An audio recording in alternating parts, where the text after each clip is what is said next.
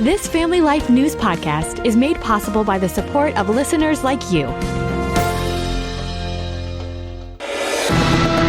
It's the Noon Report from Family Life, bringing a Christian worldview to what's happening in New York, Pennsylvania, across the country, and around the world.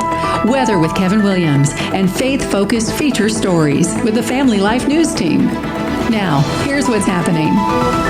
All eyes on China. Good afternoon. Welcome to the broadcast. President Trump arriving in Beijing today for a high-stakes state visit. A lot of good things are going to happen. It is the first trip to China by a U.S. president since Mr. Trump last visited there in 2017.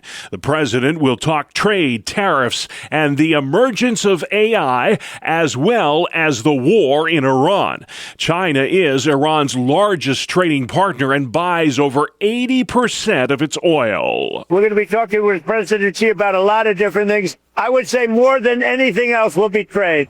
Correspondent Anna Corin says the summit could have grave implications for the future of Taiwan. Trump needs Xi's help to end the Iran war. This has caused global instability. We are now into its third month, and there is no off-ramp. China can provide that, but Xi is just as transactional as Trump, and he will want something major in return, and that would be Taiwan. President Trump says he will have a long chat with President Xi about Iran, adding that he does not think China needs to intervene in the war.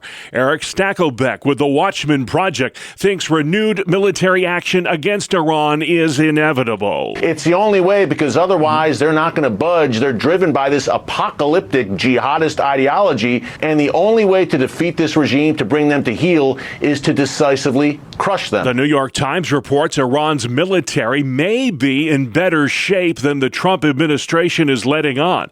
The Times suggests Iran has regained access to most of its missile sites, launchers, and underground facilities. Iran has also restored 30 of its 33 missile sites along the Strait of Hormuz. 16 states now are watching for outbreaks of the hantavirus. This as 18 Americans remain under observation after being exposed to the bug aboard a cruise ship. All but 2 are under quarantine at a medical facility in Omaha, Nebraska.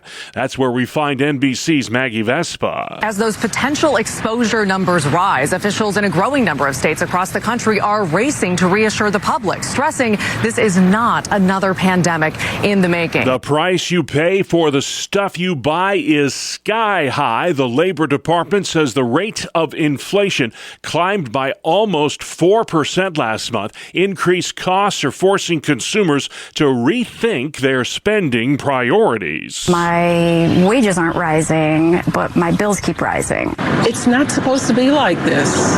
It doesn't have to be like this. To ease the pain at the pump, Congress is considering a 3-month pause on the federal gas tax.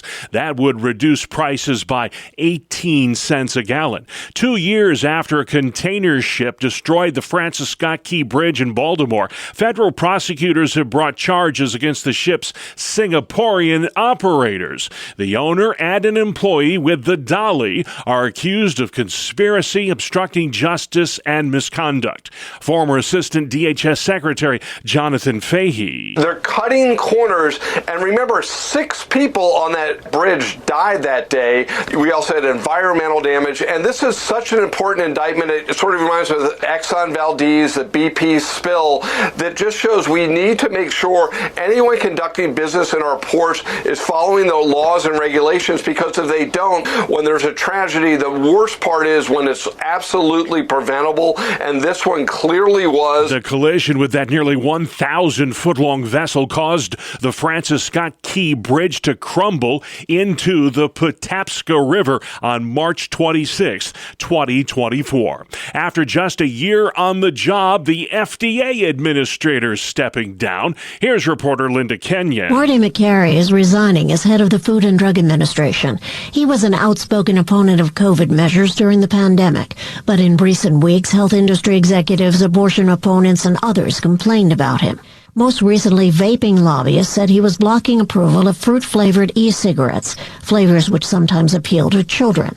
When asked about his resignation, President Trump praised McCary and said, quote, he's a terrific guy and that he's going to go on. He's going to do well. Linda Kenyon, the White House. Senate Republicans are blessing a $1 billion project to build a brand spanking new ballroom at the White House. Senate Minority Leader Chuck Schumer doesn't like it one bit. These ballroom Republicans are choosing Trump's chandelier over your child care, Trump's ego over your electric bill, Trump's palace over the people's priorities. Brianna Lyman with The Federalist says the ballroom will provide much-needed security upgrades for the president, who has survived 3 assassination attempts. If they do not want to have to provide additional security, maybe they should start by toning down the rhetoric that their party has peddled that has led to the need for additional security because it has led to assassination attempts. The price of the ballroom has doubled since it was first announced last summer by President Trump. Still to come on the Noon Report, a midweek edition. Sabres Even Series, Blakeman's Millions, and EV mandates. Good afternoon. I'm Kevin Williams, projecting a changeable afternoon across our region. Sun, clouds, a couple of more showers and thunderstorms as well. Forecast details are up in 10. All right, guess we'll have it all. Thank you, Kevin. Let's check the stories making news where you live. We'll start in Lebanon County, Pennsylvania, where a massive AI data processing center will not take shape after all. This after strong pushback from residents of South Anvil Township. The developer is no longer pursuing the project. Data mining centers are a controversial issue in the Keystone State, primarily due to their immense consumption of electricity and water. Relief could soon be coming for New York school districts struggling to meet the state's electric bus mandate. Democratic Senator Christopher Ryan says his bill to slow the mandate is likely to be included in the long-delayed state budget. I have a broad range of bipartisan support, so we're working on it together. It's a bipartisan effort. It's a bipartisan bill. It's kind of a common sense bill. Let's just take a pause. Under current law, districts must begin purchasing zero-emission school buses next year. Ryan's bill would delay that by 5 years. State Senator Jeremy Cooney. We want to make sure that we are pushing and moving towards full electrification, but we don't want to tie in the hands of our school districts who are trying to do the right thing. And they've reached out to my office a number of times over the past year saying, we want to electrify our vehicles. We just can't purchase the buses, or we just can't get power to our chargers. Help us meet this goal. So we're going to try to do that. Districts point out that there are several challenges to going all electric. Nobody's disagreeing with the intent, but do something that's practical. Doesn't do any good to have a mandate that nobody can meet. John Abbott is the deputy superintendent of the East Irondequoit Central School District. That isn't to say that I or anybody else has any objection to the environmental issue that they're trying to address, but it's impractical in the short run to do a full conversion to electric.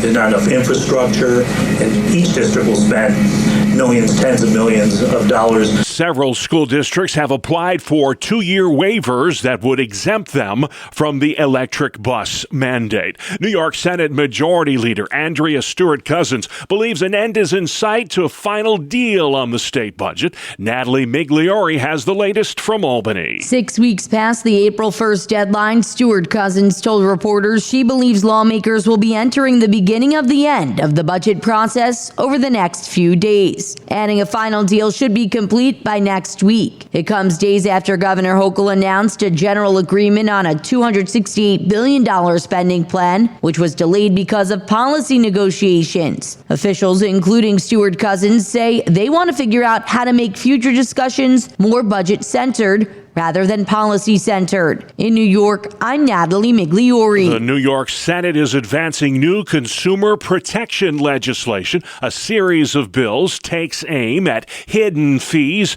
and discriminatory pricing, among other things. The proposals give regulators new enforcement tools, guarantees transparent pricing, and makes it easier for New Yorkers to cancel their subscriptions. Republican Bruce Blakeman stands wants to get a major infusion of campaign cash in his bid to unseat incumbent Democrat Kathy Hochul in this year's New York gubernatorial race. Blakeman is now eligible for $3 million in public campaign money. We've got the issues on our side. So if we have the money, we will go forward and we will be able to purchase the media that we need. And again, our message is very simple. You've been miserable for the last 4 years. What have you got to lose? The money would come from the New York State Public Campaign Finance Board, which tried to deny Blakeman the cash over some missing paperwork related to his running mate. To decertify me smacked of dirty tricks and dirty politics and cheating. Governor Hochul has $20 million in her war chest to spend on her re-election bid. Local colleges are addressing the need for nurses, especially in the Twin Tiers, which is a nursing desert right now. Debbie Beal, Dean of Health Sciences at Corning Community College, says COVID hit the nursing profession hard, and it has never rebounded from that. The pandemic really was a tipping point. So what that need that was growing prior to the pandemic just exponentially increased. So our region in particular is in high need for nurses.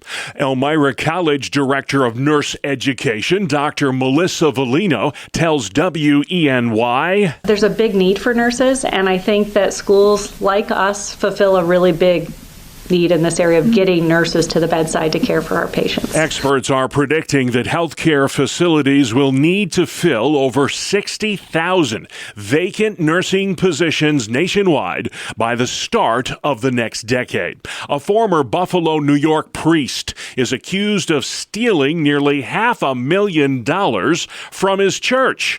Prosecutors allege 57-year-old Christos Christakis stole $450,000 from the Hellenic Orthodox Church of the Annunciation in Buffalo. Cops say Christakis had complete control of the church's priest discretionary fund, which was set up to help those in need. The priest faces 30 years in prison and a $1 million fine if convicted. Despite rumors circulating on social media, officials at Hershey Park in Pennsylvania say the rides are still on track to roll later this month. Family Life's Brian Query files this report. Hershey Park says it still plans to open for the summer season on May 21st, even as contract talks continue with its workers that are members of Chocolate Workers Local number 464. The union represents workers across Hershey Entertainment and Resort properties, including the park, hotels, and entertainment venues. Park officials say they remain committed to the bargaining process and are continuing discussions with union leadership. The company says there are no changes to operations at this time, and guests will be notified directly if any opening plans change.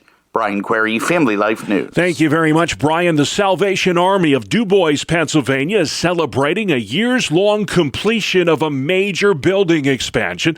This new addition includes a new kitchen, expanded food storage, and classroom space. The $1.7 million project will expand meal programs and help emergency response services in the Du Bois area. The Salvation Army provides food to more than 200 families every month as part of its mission there in Western PA. Sports is next. We call it the 2-minute drill right here on the Family Life Noon Report. Bob, sometimes it pays to be lucky. Good afternoon, I'm Randy Snavely. Buffalo Sabres star Tage Thompson just trying to get the puck into the Montreal Canadiens zone, but a freakish bounce off the boards flew right back into the top of Canadian keeper Jacob Dobbs and then into the goal. That goal tied the game at 2. Zach Benson scored on the power play in the third, and the Sabres held on to pick up a 3-2 victory that evened their series 2-2. Game 5 tomorrow night in Buffalo. Vegas won in overtime 3-2 against Anaheim. The Golden Knights are now up 3-2. Welcome back, Victor Wembanyama. After getting ejected early in their last game, Wemby came back with a vengeance. He scored 27 points and hauled in 17 rebounds to lead San Antonio to a 3-2 lead over the T-Wolves. San Antonio dominated last night, 126-97. To baseball. The Yankees even their series with the Orioles with a 6-2 victory. Paul Goldschmidt led off the game with the home run. And then the Bronx Bombers never looked back, blowing the game open with 5 runs in the third. 3 of them courtesy of a Trent Grisham bomb. The Mets rolled over the Tigers 10-2. The Phillies edged Boston 2-1. Kyle Schwarber tied a Philadelphia record, hitting a home run in his 5th straight game. Paul Skeens took a no-no into the 7th inning. He struck out the first 6 Rockies hitters on his way to tossing 8 shutout innings and fanning 10. Pittsburgh 3, Colorado 1.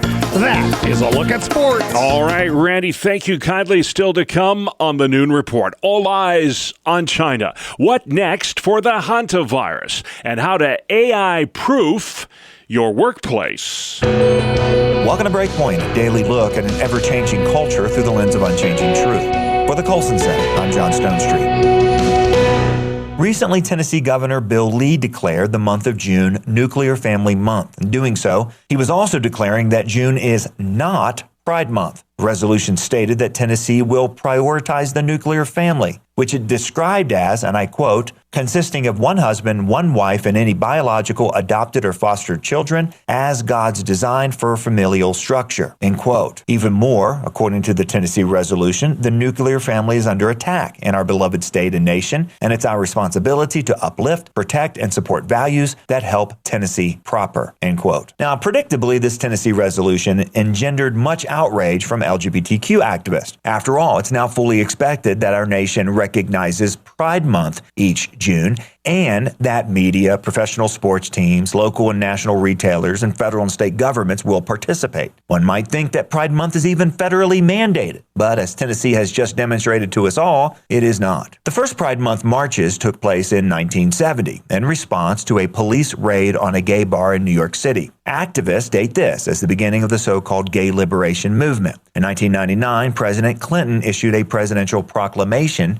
that June be recognized as Gay and Lesbian Pride Month. 10 years later, 2009, President Obama renamed it as Lesbian, Gay, Bisexual, and Transgender Month. And since then, of course, the T's have basically taken over. Presidential proclamations are important, but they are mostly ceremonial, and they're not binding laws. The Tennessee resolution makes clear that the family has contributed far more to our nation than have sexual minorities. And yet, it faces attack from various angles in American society. Thinkers as far back as Aristotle argued that the family is the most natural of all associations and thus an essential pillar of any healthy civilization. And how now shall we live? Chuck Colson wrote these words, quote, nearly every civilization has protected the family both legally and socially, for it is the institution that propagates the human race and civilizes children. The contemporary systematic deconstruction of the oldest, most basic social institution is a prime cause of the social chaos in America in recent decades, end quote. In more recent years, organizations like the Institute for Family Studies have provided treasure troves of data about the family,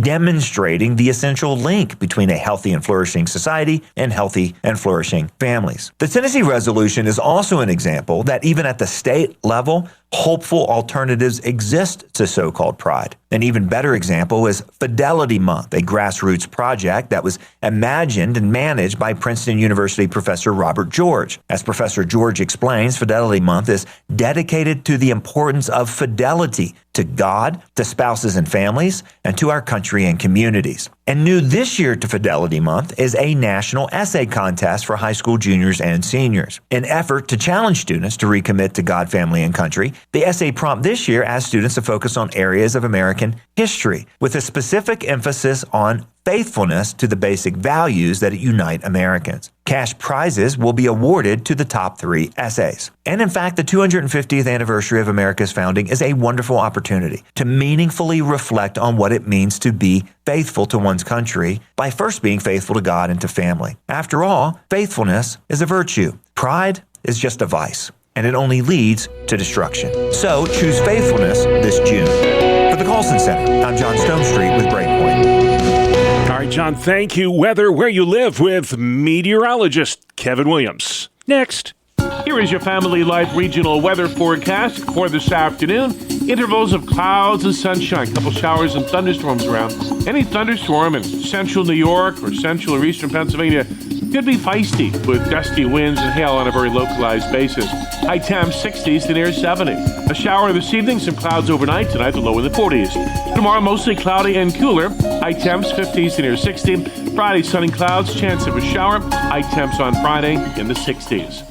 All right, Kevin, thank you kindly. This is the Noon Report on Family Life. I'm your host, Bob Price, and here's what's happening Wednesday, the 13th of May. President Trump is in Beijing, China for a 2-day state visit. Trade, artificial intelligence, and the war with Iran are just a few of the talking points he'll bring up with Chinese ruler Xi Jinping. As for Iran, Mr. Trump says he's got them right where he wants them. We have Iran very much under control. We're either going to make a deal or they're going to be decimated. So one way or the other, we win. More than a dozen American CEOs are accompanying Trump on his trip to China. NBC's Garrett Hake. The agenda for this week's summit will span the globe from Iran to Taiwan, soybeans to AI. But at its heart, this is a sales meeting for President Trump. The state visit comes as communist China tries to expand its global footprint. Fox News business analyst Lydia Wu says this could pose a problem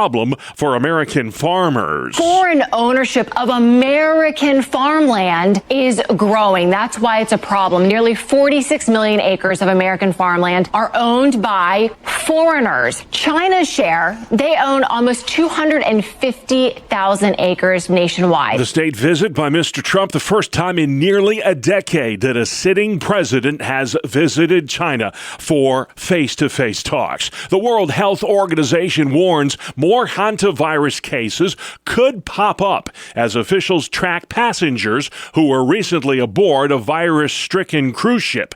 18 Americans on that ship are currently being monitored in the States. All but 2 of them are under quarantine right now at a medical facility in Omaha, Nebraska. Nationwide, no fewer than 16 states are currently keeping tabs on the hantavirus. 2 key Trump administration officials clashed with lawmakers at separate hearings yesterday on Capitol Hill. CBS's Nicole Killian. Under oath, FBI Director Kash Patel doubled down. I will not be tarnished by baseless allegations Let me and fraudulent statements. And denied a recent Atlantic magazine article that detailed alleged episodes of excessive drinking and unexplained absences. Patel has sued the outlet for defamation. Is it your testimony that those allegations are categorically false? Unequivocally categorically false. Democrats pressed Patel about footage showing him chugging beer with the U.S. men's Olympic hockey team. Across the hall, Is the ceasefire with Iran on life support? Defense Secretary Pete Hegseth faced rapid-fire questioning over the Iran war, including an exclusive CBS News report that Pakistan allowed Iran to use its airfields despite being a mediator between Tehran and the U.S. Nicole Killian reporting from Capitol Hill today.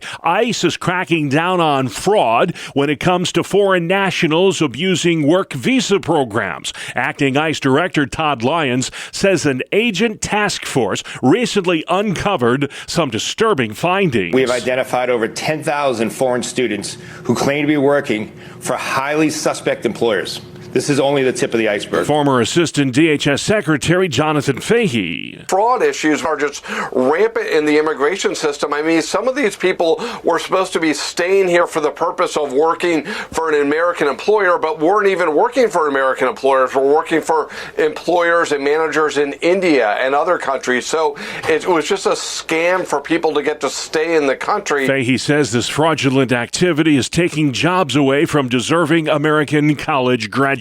The price you pay for the stuff you buy was exponentially higher last month. The Labor Department says inflation rose by almost 4%. Grocery costs are the highest they've been in almost 4 years. Texas officials are accusing a dominant streaming service of spying on its customers.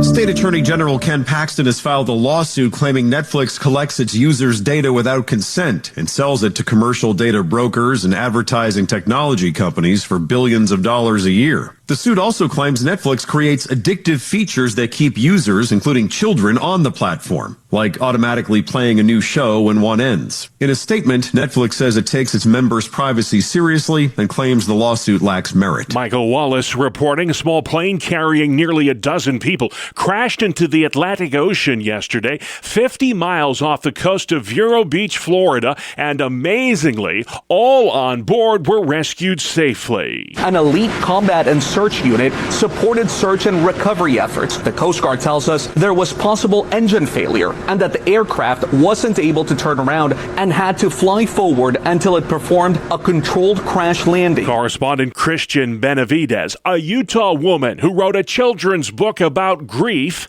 after her husband died, will today be sentenced for killing him. Corey Richens was found guilty of poisoning her husband with fentanyl in March 2022. She could get 25 years to life in prison or life without parole. Prosecutors say Richens was $4.5 million in debt and believe she would inherit her husband's estate. Jennifer Kuiper reporting. You're listening to the Noon Report, a midweek edition on Family Life.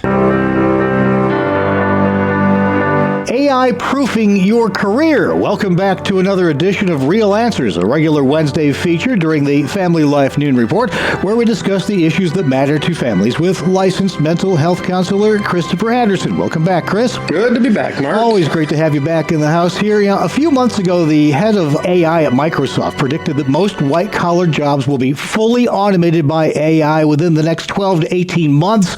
He said that AI will achieve human-level performance in professional tasks like marketing, legal, and accounting, marking a major shift in the workforce. it's everywhere. It's just about every workplace to some degree. It's there already. It really is. And the pace at which we're seeing this develop, I mean, really 2 years ago, most people hadn't even heard of AI. So it is something that we all need to be aware of. College kids who are graduating this month are entering a workplace that was so much different when they were freshmen. When they're coming out of college, they're seeing a whole different landscape. Graduates in computer science, which normally was a name your ticket job, not so much anymore. Not so much anymore. And the reality of this is that even, say, software developers or website designers or whatever, they're really feeling the pinch of this because of how quickly AI is doing their jobs already. I don't know if I would agree that in 12 to 18 months that white-collar jobs are going to disappear. I would say a percentage will, but completely, I don't think so. It probably would be safe to say that most of those jobs are going to be impacted significantly by AI. Definitely impacted. And really, the fact that we're discussing this today is a good opportunity to talk about what are those things that we can do right now other than informing ourselves. And I've got a few practical hints. Let's dive in. I was reading an article in Forbes, which is a pretty good source, and they had a few thoughts of their own on what you can do. And one of them is become an AI expert in your office. Don't fight it, embrace it. And that's right. I use AI if I have to make tweaks to a form or make sure that my wording is accurate. It is a very useful tool. But understanding in your own individual office place, where is it right now with respect to AI integration?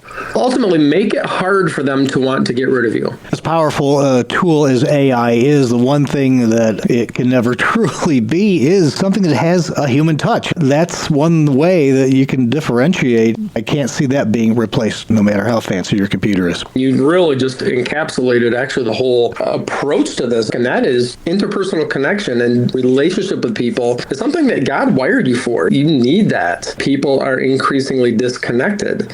And so clearly this is a situation with AI that could accelerate that in the wrong direction. So if you're in a workplace that requires personal interaction, that is a great way to improve your value to your employers. How are you reaching out to clients, to customers? We need to be looking for ways of connecting people. And ministries have a huge role in this right now because they are the ones that ultimately are tending to that God-given need that we all have, and that is to connect people. You're listening to Real Answers, a Wednesday feature of the Family Life Noon Report. We discuss the issues important to families with licensed mental health counselor Christopher Anderson, talking about AI in the workplace. What else can someone do to AI-proof themselves, if you will? Be aware of where the direction of your office is going. Secondly, have conversations with your employer. Just ask them specifically, what are some things that I can do to make myself of more value? And is there anything that I can do in the face of this to help improve your ability to function in your job and to remain in that position? Third, how are you doing with connecting with folks in other areas as well, in your church, in your communities?